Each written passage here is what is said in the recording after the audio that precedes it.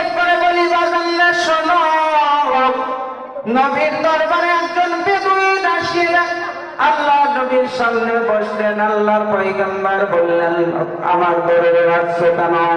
আল্লাহর বান্দা যুবক ডেকে বললেন, ইয়া রাসূলুল্লাহ, ইয়া হাবিবাল্লাহ, আপনার দরবারে আসছি মুসলমান হওয়ার জন্য। তাহলে মুসলমান হও। আল্লাহর বান্দা কয়, মুসলমান হইব, কোনো আপত্তি নাই, একটা শর্ত দিলাম। এক শর্ত, আমি মুসলমান হওয়ার পরে পৃথিবীর কোন মানুষকে আমি খাওয়াইতে পারবো না। এমন কিরকম মানুষ আছে না নাই?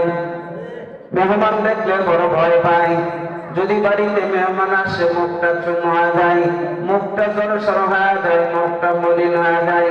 এমন ভাবে মুসলমান সমাজের মধ্যে আওয়াজ করে বানাছে না নাই?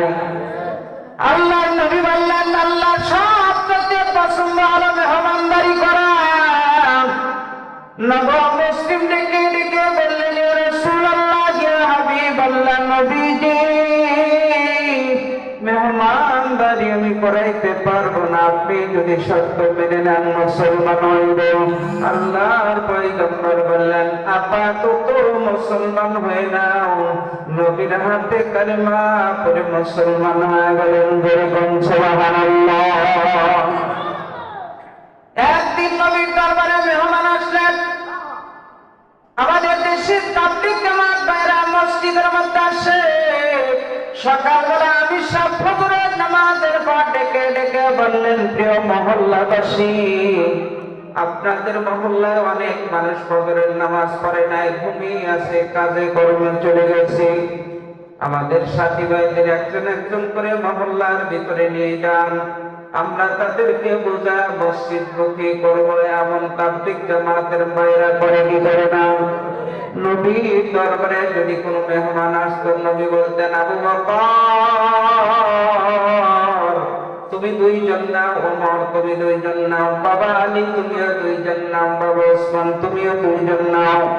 এভাবে একদিনের ঘটনা। আল্লাহর নবীর দরবারে মেহমান আসে। আল্লাহর পয়গম্বর মেহমান সব সাহাবীদেরকে দিলেন। দুইজন ওমর, দুইজন আবু বকর, দুইজন ওসমান আলীকে দিলেন। একমাত্র একজন মেহমান নবী আর ওই নবমুসলিম যে মুসলমান হইলেন, এই তিনজন বেঁচে গেল। আল্লাহ পয়গম্বর তাকে তো বলে না, কারণ সে শর্ত দিয়া মুসলমান হয়েছে যে আমি মেহমানদারি করাইতে পারবো না। এই জন্য নবী